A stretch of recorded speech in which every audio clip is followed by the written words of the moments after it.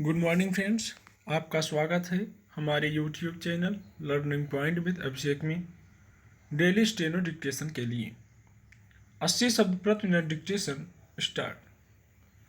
प्रधानमंत्री नरेंद्र मोदी की चुनी हुई सरकार के मुखिया के रूप में 20 वर्ष होने पर 7 अक्टूबर को केंद्रीय मंत्रिमंडल की एक विशेष बैठक में देश में कोरोना विरुद्ध जन आंदोलन चलाने का निर्णय लिया गया है।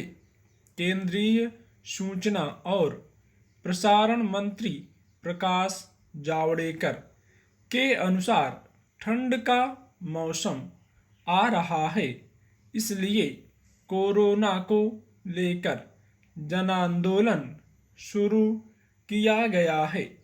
इसके तहत सोशल मीडिया से लेकर सभी सार्वजनिक स्थलों, कार्यालयों, आवास परिसरों व अन्य केंद्रों में पोस्टर, बैनर आदि के माध्यम से लोगों से कहा जाएगा कि कोरोना से डरने की आवश्यकता नहीं है, बल्कि सावधानी बरतने की जरूरत है।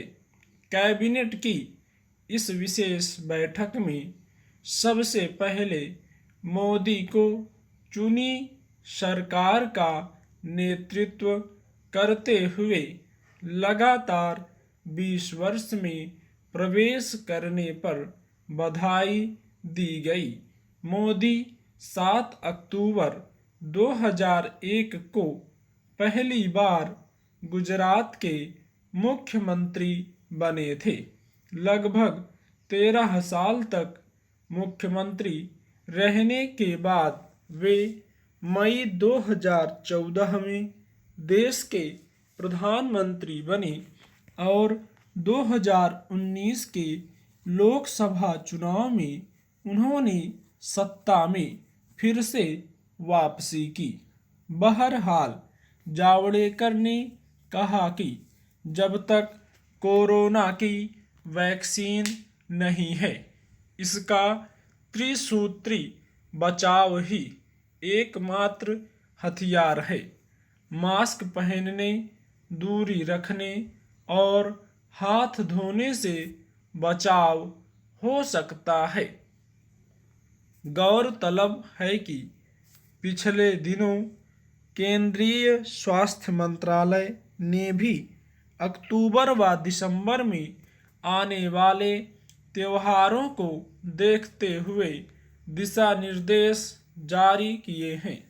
इनमें कार्यक्रमों के लिए विस्तृत स्थान, सामाजिक दूरी सुनिश्चित करना तथा मूर्तियों और पवित्र ग्रंथों को स्पर्श नहीं करने जैसे उपाय शामिल हैं, ताकि विषाणु से संक्रमण पर काबू पाया जा सके।